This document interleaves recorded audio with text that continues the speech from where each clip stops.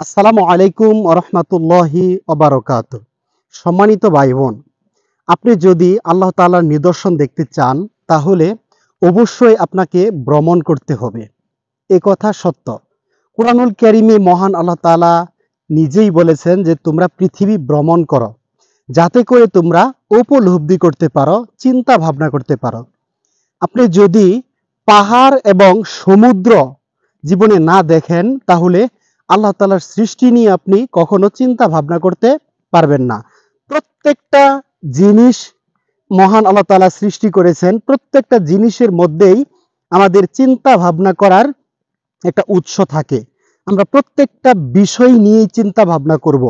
আল্লাহ তাআলা কুরআনুল কারীমে অসংখ্য জায়গায় বলেছেন যে কোনো সৃষ্টির বিষয়ে তোমরা চিন্তা ভাবনা করো।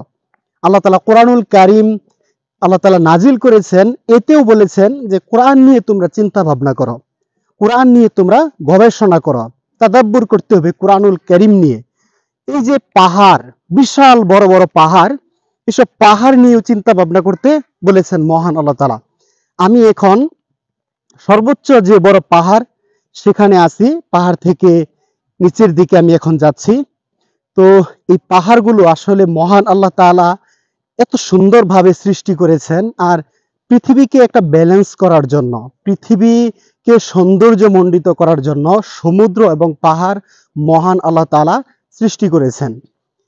এগুলো সৃষ্টি মহান আল্লাহ তাআলা কেন করেছেন? প্রত্যেকটা সৃষ্টির পিছনে রহস্য আছে, যাতে করে আমরা উপলব্ধি করতে পারি, আমাদের হৃদয় যেন বিগলিত হয়, আমরা যেন চিন্তা ভাবনা করতে পারি। এসব কথা মহান আল্লাহ তাআলা কোরআনুল কারীমে বারবার বলেছেন যে তোমরা চিন্তা করো, তোমরা তাদাব্বুর করো, তোমরা গবেষণা করো। এরকম কথা মহান আল্লাহ তাআলা বারবার বলেন কেন? যাতে করে আমরা উপদেশ গ্রহণ করতে পারি। এখন আমরা যদি এগুলো দেখি আর দেখে যদি উপলব্ধি করতে না পারি, চিন্তা ভাবনা না করি, তাহলে এগুলো দেখা আর না দেখার মধ্যে আমাদের কোনো পার্থক্য থাকবে না। একটা পশু দু চোখ দিয়ে দেখে, আমরা মানুষ হিসেবেও দু চোখ দিয়ে দেখি, কিন্তু এই দু চোখ দিয়ে দেখাই শেষ নয়।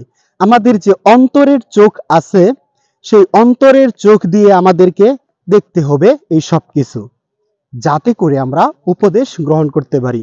আমরা উপদেশ কেন গ্রহণ করব? উপদেশ গ্রহণ করব যাতে করে আমরা মহান রব্বুল আলামিনের ইবাদত করতে পারি, মহান রবের সৃষ্টি নিয়ে গবেষণা করতে পারি। একমাত্র মহান আল্লাহ তাআলা আমাদেরকে ইবাদত করার জন্য সৃষ্টি করেছেন, এই কথাই আমরা যেন বুঝতে পারি। আমরা সত্যিকার অর্থে যেন সৎ কাজ করতে পারি, সৎ আমল করতে পারি, নানান প্রকার পাপ থেকে আমরা যেন নিজেকে বিরত রাখতে পারি। একমাত্র মহান রবের ইবাদত করার জন্যই তিনি আমাদেরকে সৃষ্টি করেছেন। এসব বিষয় নিয়ে আমরা গবেষণা করব, কোরআন নিয়ে গবেষণা করব, তারপর আমরা গভীরভাবে মনোযোগ দিব, গভীরভাবে রত হব একমাত্র মহান রবের ইবাদত করার জন্য। আল্লাহ তাআলা আমাদেরকে সঠিক বোঝার এবং সঠিকভাবে উপলব্ধি করার, সঠিকভাবে উপদেশ গ্রহণ করার তৌফিক দান করুন, সৎ আমল করার তৌফিক দান করুন। আমিন ইয়া রব্বাল আলামিন।